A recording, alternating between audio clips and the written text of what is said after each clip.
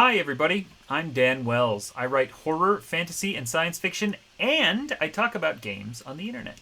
And today we're going to talk about the Dresden Files Accelerated. This is based on Fate Accelerated, and it's a really great game. It's basically Fate Accelerated. I've reviewed before, and it's a phenomenal narrative RPG.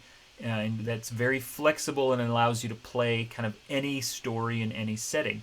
And Dresden Files is one of those stories for that. It takes the basic game engine of Fate Accelerated and then layers a bunch of flavor on top of it, character classes and powers and things like that, to match the Dresden Files book series or TV show if that's what you watch. Dresden Files is one of the most popular urban fantasy, most popular anything book series on the market. Really wonderful.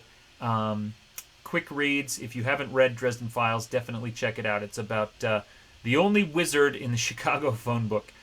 He solves supernatural problems for people and gets embroiled in what turns out to be an incredibly epic storyline over the course of, at this point, I think 13 or 14 books.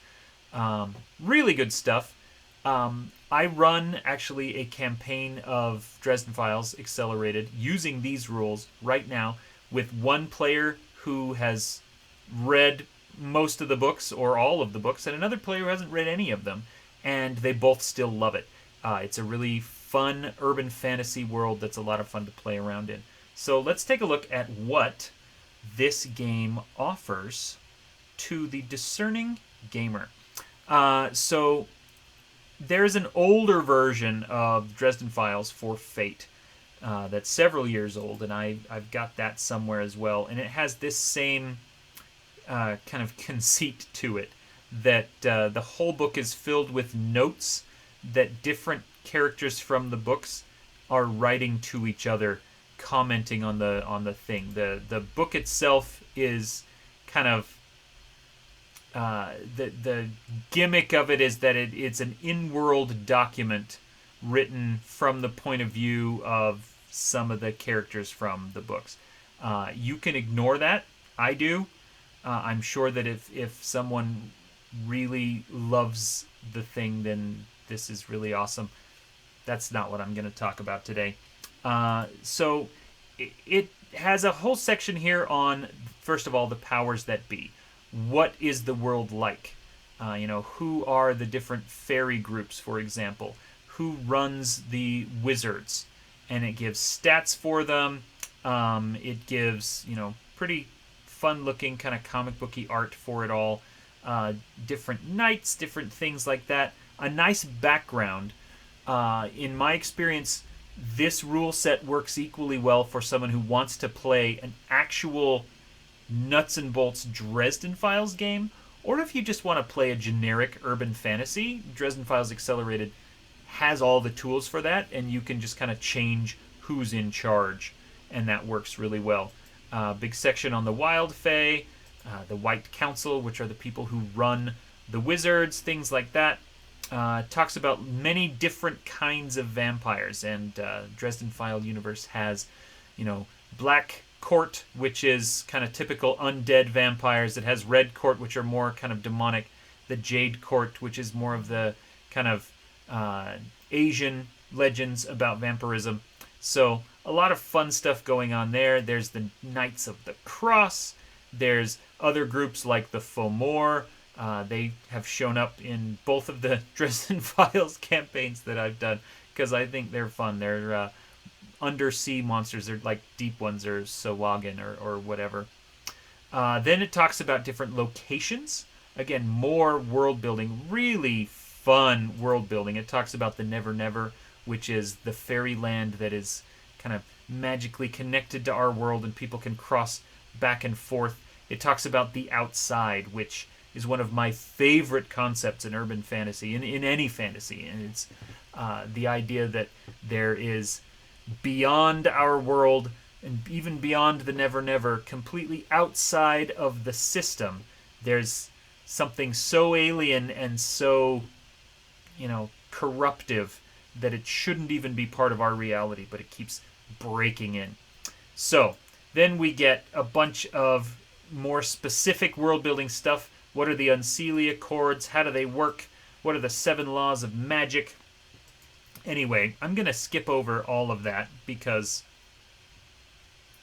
it's awesome. Let's just say that. It's awesome, and I don't need to get into it now. It gives the full rules of how to play Fate, which I'm not going to repeat because I already did a video on it, and suffice it to say it's a really great game. Basically, everyone has a certain number of approaches that they can use, whether you are going to do something with panache, with flair, with speed, and then different stunts, and then plot points that allow you to change things about the world. The players get to make a lot of the really important load-bearing decisions here, and this is something that is becoming a lot more common and a lot more popular in the role-playing industry, these narrative player-driven games. And a lot of that stems from Fate, which is a very old system. It's been around for decades, but is still smooth and polished and plays really, really well. So anyway, you should definitely check that out. There are... all right, what am I... There's also aspects. I love the aspects. Should we talk about aspects really quick? So an aspect is something that defines who a character is, and you can invoke it using those plot points for to give yourself benefits, or you can even have it compelled against you. And I've talked about other games as being similar to Fate in the way that they use aspects and things like that. Fate is kind of the grandfather of this particular mechanic that now a lot of different games are trying to use. It's a wonderful way of making the flavor mechanical. Not in a that sounds like a bad thing, but bringing actual mechanical weight to flavor choices. If somebody is, a wizard, they're playing a Dresden Files game, so they might be a wizard, and maybe one of their aspects is, well, now the only thing that's coming to mind is one of the aspects in one of my players in the campaign is, the youngest warden in a century. And so anytime that comes up in play, if they could be helped or harmed by the fact that they're kind of this very young prodigy, then you can use a plot point and target that to give them a bonus and make things easier or make things harder. So the aspects are a lot of fun and a kind of the engine that makes the game run. There are also things called stunts that are like magic spells or special abilities, and they are valuable because they don't require plot points in order to use or activate. But the aspects and the ability players have of compelling aspects against each other in order to gain plot points is really the engine at the heart of the whole game and what makes it tick. Anyway, I'm going to skip the rest of this and go straight to the mantles. That is what they call character classes in this game. I always make fun of games that use different terminology. Just call it a character class. So they've got clued in mortal. Someone who is mortal, who doesn't have any magic, doesn't have any supernatural powers, but they know about the supernatural world. This would be like, maybe a Fox Mulder or something like that. And so there's all these really fun things, and there's different flavors of mortals that you can be, and all these neat stunts you can get, neat conditions you can get. There's criminals, there's leaders. One of my favorite ones is this one, the 1%er. And these are not magical things necessarily, these are just costumes that they have because they're super rich. Like if you want a character whose main power is that they can buy anything that they want, you can do that. In one of my campaigns, they were trying to cover up a murder, basically, that had happened on the supernatural side of things, and they were trying to figure out how to explain that to the authorities, and finally one character said, you know what, I'm just going to buy this building. And then they, that's how they were able to hide this supernatural event from the mundane government.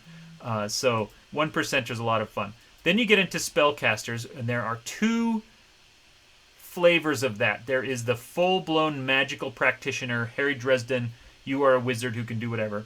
And then there's the focused practitioner, who only has a couple of magic powers that they're really good at. And maybe they just have fire or telekinesis or whatever illusion magic. So they can't do everything, but they can do this one thing really well. Then you start getting into what they call scions and emissaries, and that's like all the character classes that are actual fae. So here's Changeling. If you want to be a werewolf, they got your back. The Huntmaster of the Earl King runs the wild fae, and his kind of people are the Huntmasters. If you want to be a Knight of the Winter Court or the Summer Court, they've got you. A Knight of the Cross, which is the religious side thing, and they have these cool swords. Kringle's Seneschal. If you want to be a special fairy knight who works for Santa Claus, believe it or not, that's a real thing in this game, and it's a lot of fun. They've got people, who have been infected by vampires. They've got Valkyries who, one of the famed Norse shield maidens of Odin. There's more were creatures there. There's White Court, so this is yet another kind of vampire. And then they have actual true fae. If you want to be a full-on fairy instead of just an emissary of a fairy court, they've got that for Summer Court, for Winter Court, for all these different things. And then they've got full-blown vampires as well for Red Court and for White Court. It's so much fun. It's such a neat game. Let me show you some of the things. For example, let me find... let's look at the Earl King's Huntmaster. So, someone who works, a mortal who works for the Wild Fae, and works for the Earl King.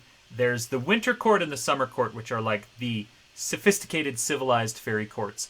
But then out in the wilderness, there's the Wild Court, and they don't always follow the same rules. They are bound by the Unseelie Accords, but they have their own methods, and they're a lot more primal and feral. And so they've got neat things, the unique conditions. If you get impaled by cold iron, it can take all of your fairy powers away. On the other hand, you have this cool wild power where you can check these boxes to gain incredible strength and be able to do things. And because this is the fate system, it's not like a specific, here you're going to get this number or this extra action or whatever. You're just like, well, I'm going to use wild power, so I'm better at stuff. I can sneak around better. I can, rip the door off this house or whatever it is that you're trying to do. There are these stunts like Crazy Ninja Powers, which is such a great name, where you can sneak very effectively. You can, hide in the shadows. You can stalk people, very wild fae, wolf-like or cat-like. And then there's extra additional powers you can choose. And, depending on how much experience you have or how you want to spend these, you can get several of these different things. If you want to be, glamour, if you want to be able to create illusions, where's the one I was looking for? Oh yeah, the Ghostbane. You have to have Cloak of Shadows in order to get Ghostbane, so they're kind of tiered. But then you can go into page 159, and this is described here as one of the all-fae things. But then you've got Cloak of Shadows and you've got Ghostbane, so you can actually attack insubstantial creatures like ghosts, which is really a neat thing. Anyway, I don't need to go into every aspect of this. Suffice it to say that this game is a lot of fun. It is the most fun that I have had playing an urban fantasy game.